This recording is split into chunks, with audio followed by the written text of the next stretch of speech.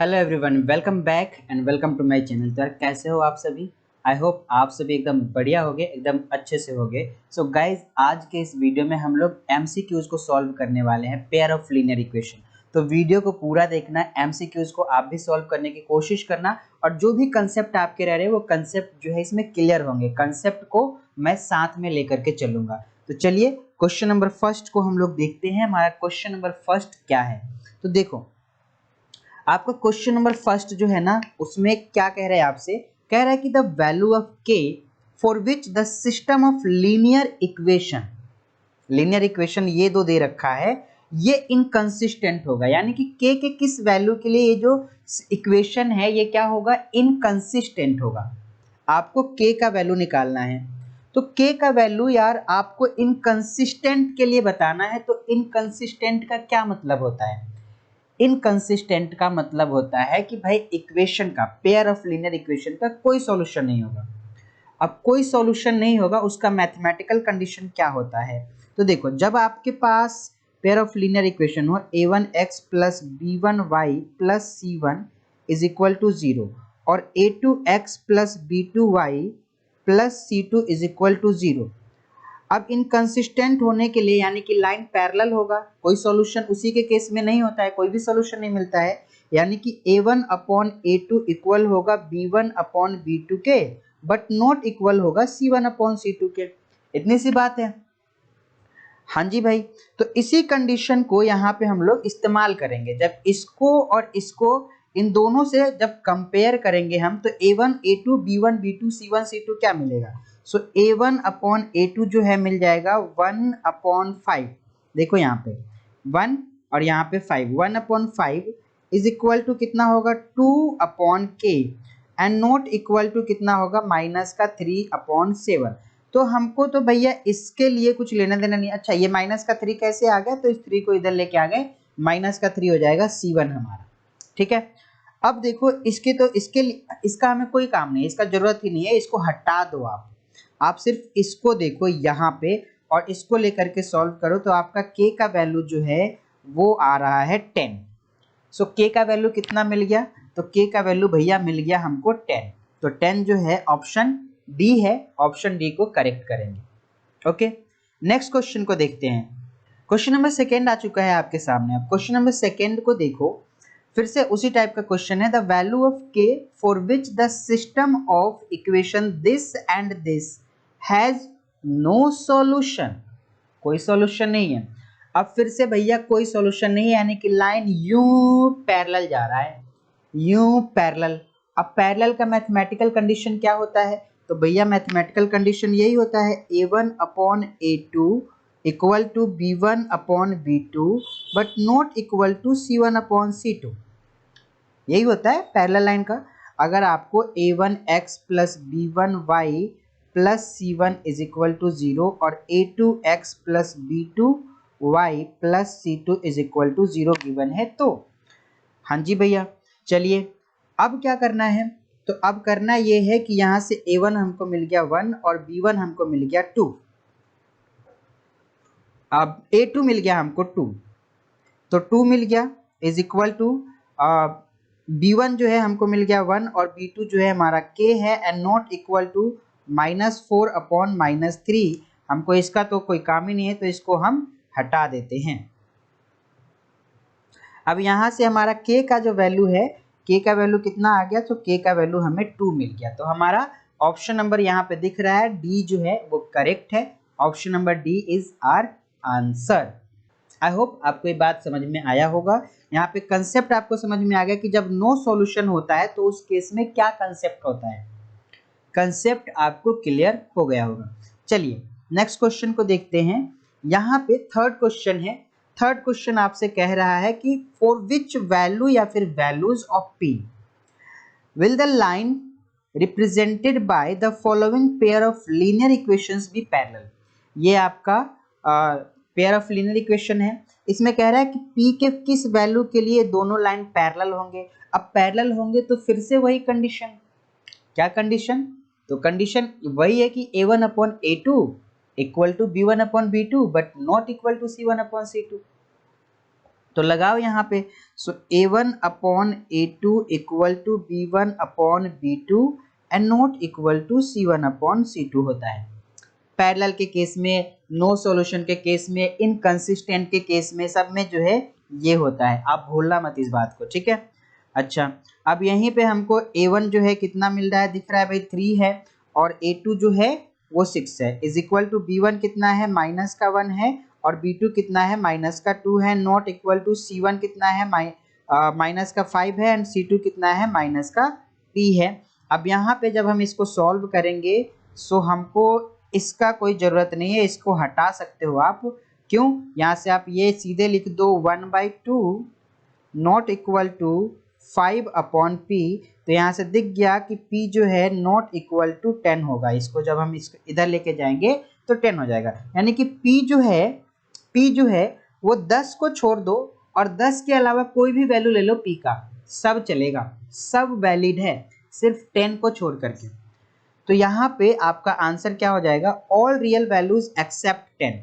5/2 नहीं होगा, 1/2 नहीं होगा, 10 नहीं होगा, यहाँ पे 10 नहीं होगा। आप ध्यान रखना, P जो है 10 के इक्वल नहीं हो सकता है, तो यानी कि ये ऑल रियल वैल्यू यहाँ पे ले लेगा, लेकिन 10 नहीं हो सकता है। वैसे भी सिंपल है भाई, ये अपॉन ये जो है बराबर नहीं होना चाहिए, इनके बराबर नहीं होना चाहिए। यहाँ पे देखो ये 1/2 अगर यहाँ 10 रख दोगे तो ये भी 1/2 हो जाएगा, तो बराबर हो जाएगा, ठीक है। तो ये बराबर हो जाएगा, इक्वल हो जाएगा, यानी कि लाइन हमारा क्या हो जाएगा, लाइन हमारा कोइंसिडेंट हो जाएगा।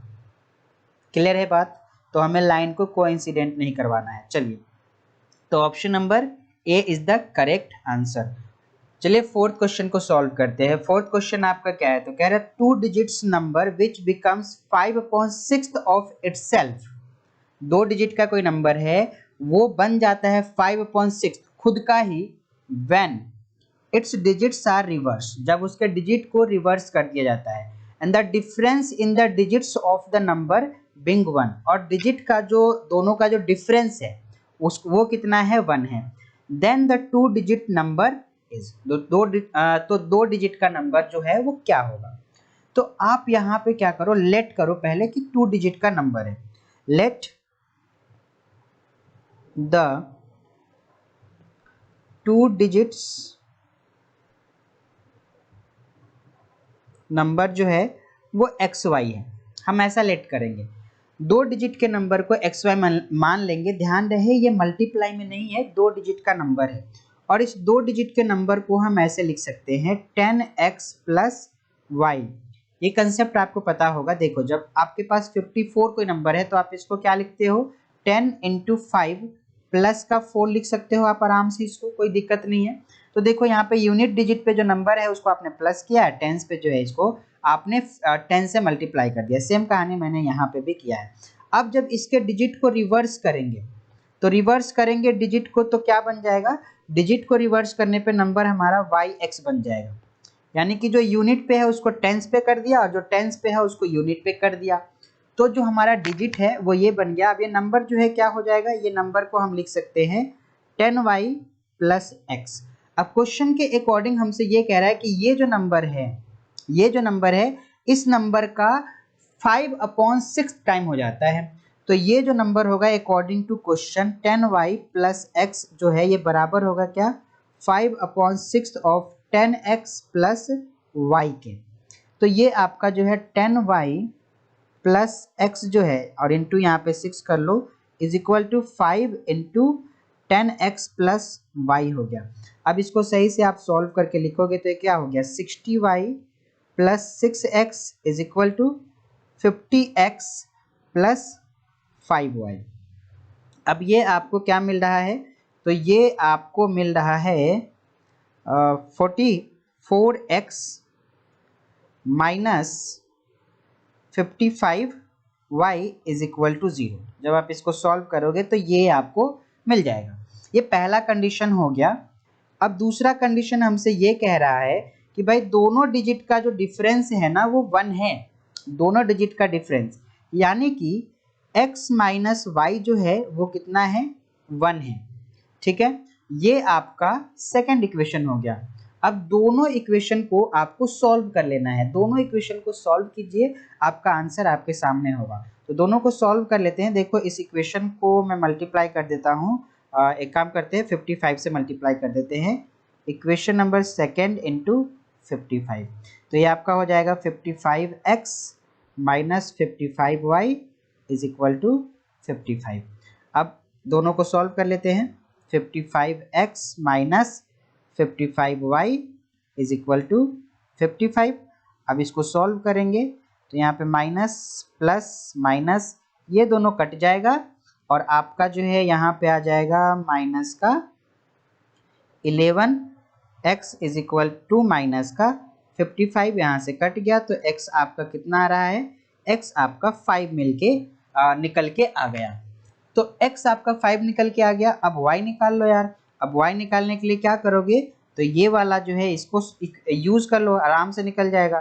तो आपका जो है 5 minus Y is equal to 1, तो y जो है आपका कितना मिल रहा है, 4 मिल रहा है, y आपका 4 मिल गया। तो नंबर जो है वो हमारा xy था, यानी कि नंबर हमारा क्या हो जाएगा, 54 हो जाएगा, क्योंकि हमारा y जो है यूनिट प्लेस का नंबर है और x जो है वो टेंस प्लेस का नंबर है। दोनों का डिफरेंस भी देख लो 1 ही आ रहा है, ठीक ना। तो ऑप्शन नंबर कौन सा हो जाएगा इसमें, ऑप्शन नंबर बी जो है करेक्ट आंसर हो जाएगा। ओके, चलिए ये आपका क्वेश्चन भी कंप्लीट होता है। आई होप आपको ये क्वेश्चन समझ में आया होगा। डिजिट जब कभी भी आता है रिवर्स करने के लिए तो ध्यान रखना कैसे करते हैं, ठीक ना। चलिए नेक्स्ट क्वेश्चन को देखते हैं। ये क्वेश्चन भी उसी तरीके से है जैसा अभी हमने लास्ट वाला क्वेश्चन किया था 4th नंबर, वैसा ही क्वेश्चन है ये भी। क्वेश्चन क्या कह रहा है, in a number of 2 digits, 2 digit का नंबर है, फिर से units digit is twice the tens digit. चलो अच्छी बात है, कह रहा है कि जो यूनिट डिजिट है वो टेंस डिजिट का डबल है, यूनिट डिजिट जो है वो टेंस डिजिट का डबल है। If 36 be added to the number, अगर नंबर में आप 36 को ऐड कर देते हो, द डिजिट्स आर रिवर्स, तो डिजिट क्या होते हैं, उल्टे हो जाते हैं। द नंबर इज, तो नंबर क्या होगा, तो सबसे पहले जो है आप लेट करो, क्या, लेट द नंबर जो है वो क्या है, वो एक्स वाई है। नंबर क्या है, एक्स वाई है, जहां पर y आपका यूनिट डिजिट है और x जो है टेंस डिजिट है।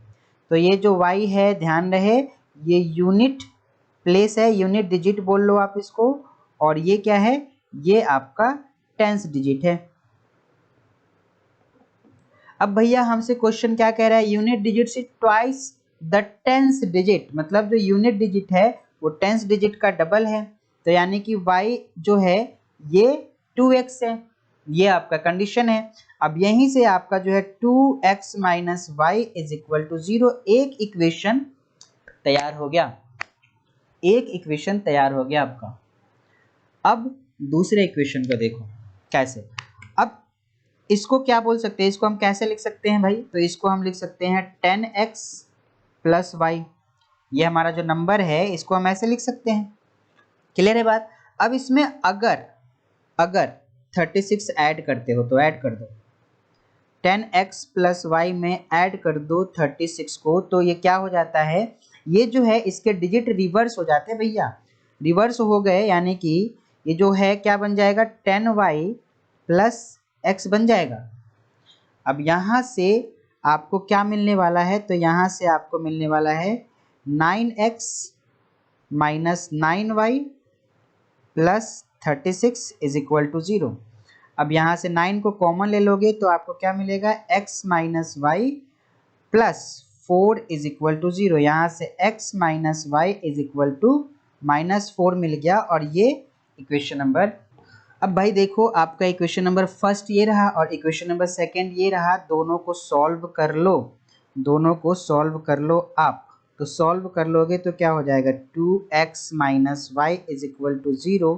अब यहाँ पे इसको सॉल्व करेंगे, माइनस प्लस ये दोनों कट जाएंगे, यहाँ पे minus x is equal to, यहाँ पे माइनस होगा तो माइनस का 4 हो जाएगा। अब यहाँ से आपका x जो है ये 4 मिल गया, x आपका 4 मिल गया दोस्तों। अब x जब 4 मिल गया तो y कितना मिल जाएगा, y जो है x का डबल है, डबल है, तो ये आपको 8 मिल जाएगा। क्या मिल जाएगा, 8 मिल जाएगा आपको यहाँ से। अब नंबर जो है क्या मिलेगा, 8 4 यानी कि 84। 8 4 नहीं 4 8 मिलेगा ना, x हमारा 4 है और y जो है 8 है, तो 48 जो है नंबर आपको मिल गया। यहाँ पे देखो यूनिट प्लेस जो है टेंस प्लेस का डबल भी है, तो 48 जो है किधर है, ये रहा आपका answer. Option number C is the correct answer here. I hope आपने इस क्वेश्चन को ट्राई किया होगा खुद से भी। इस टाइप के क्वेश्चन जो है एग्जाम में आ सकते हैं वर्ड प्रॉब्लम में, ध्यान रखना क्वेश्चन को। नेक्स्ट क्वेश्चन को सॉल्व करते हैं। देखो नेक्स्ट क्वेश्चन क्या है, देखो सिंपल सी बात है, ये इस टू ये जो है ये दे रखा है, इस टू में दे रखा है, and 3x plus 5y is to 3x minus Y is equal to. अब अगर ये दे रखा है तो इसका रेशियो पूछ रहा है हमसे, यानी कि गिवन क्या है सबसे पहले वो देखो। अपने को ना गिवन ये है भैया, क्या, तो अपने को गिवन है 3x plus 4y upon x plus 2y जो है ना ये दे रखा है 9/4 के रेशियो में है ना, इसको अपॉन में लिख सकते हैं, ये दे रखा है हमको। हमें निकालना क्या है, तो हमें निकालना है 3x प्लस 5y अपॉन में 3x माइनस वाई का वैल्यू, ये कितना होगा, हमको ये निकालना है। तो कोई दिक्कत नहीं है, निकाल देंगे। अब निकालेंगे कैसे, तो देखिए इसको सॉल्व करते हैं। इसको ऐसे लिख सकते हैं 4 into 3x plus 4y is equal to 9 into x plus 2y।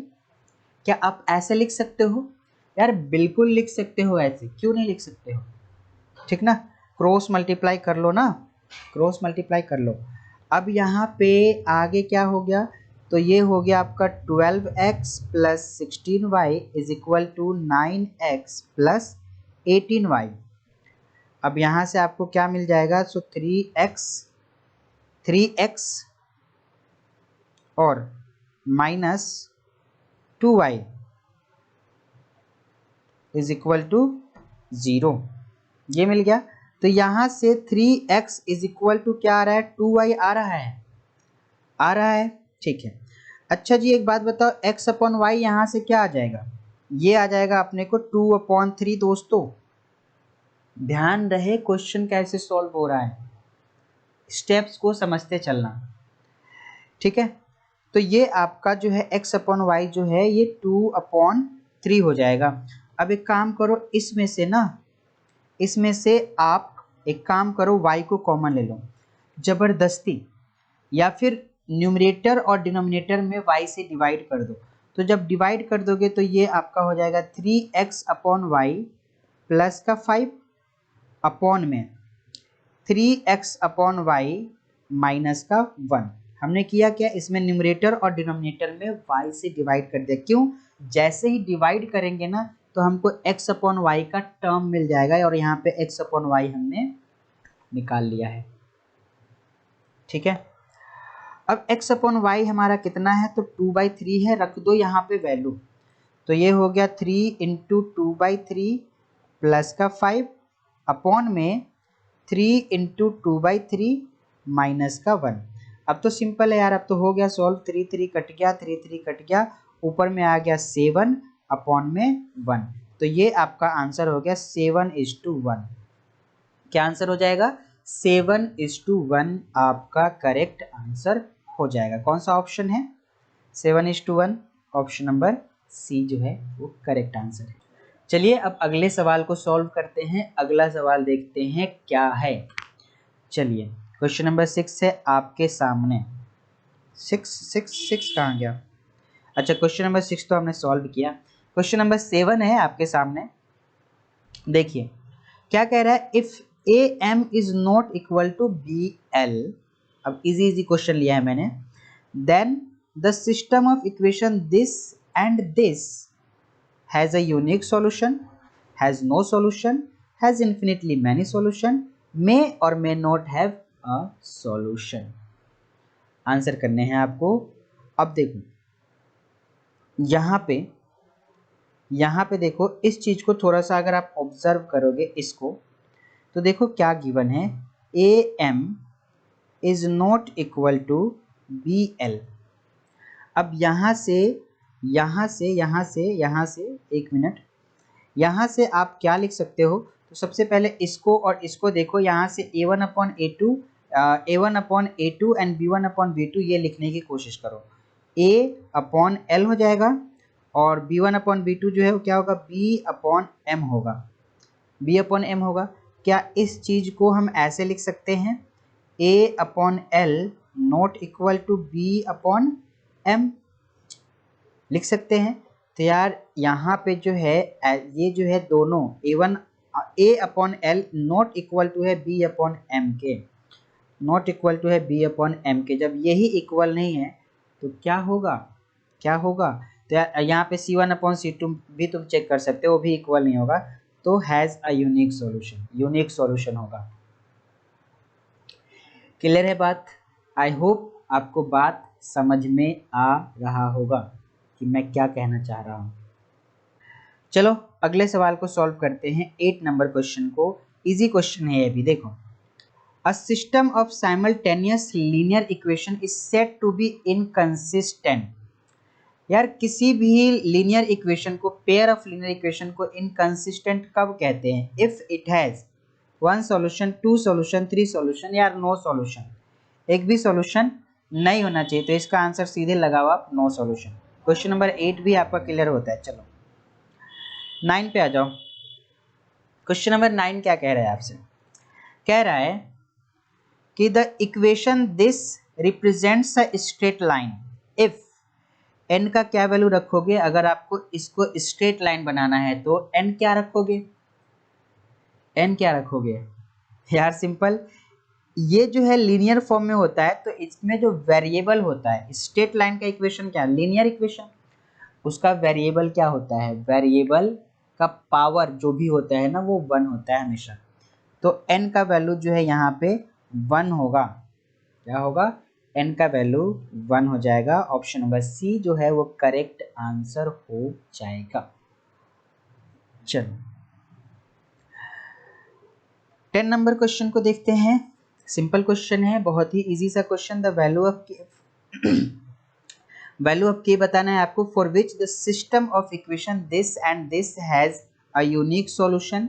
यहाँ पे यूनिक सॉल्यूशन के बारे में बात हो रहा है, तो यूनिक सॉल्यूशन में अपने को पता है A1/A2 नॉट इक्वल होता है B1/B2 के एंड नॉट इक्वल होता है C1/C2 के। लीनियर इक्वेशन में इस चीज को भूल मत जाना, 3 कंडीशन जो है, तीनों कंडीशन को अच्छे से याद रखना आप। तो भैया ये आपका हो जाएगा K/6 is not equal to -1/-2 is not equal to -2/-3।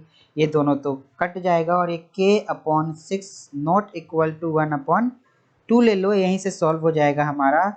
ये 2 1 जा 2, 2 3 जा 6, तो K/3 नॉट इक्वल टू 1/1, यानी कि K का वैल्यू जो है भैया 3 को छोड़ दो, 3 नहीं हो सकता, इसके अलावा सब हो सकता है, तो K का वैल्यू 3 नहीं हो सकता। ठीक है, तो K का वैल्यू 3 नहीं हो सकता। ऑप्शन नंबर बी जो है वो करेक्ट आंसर हो जाएगा आपका।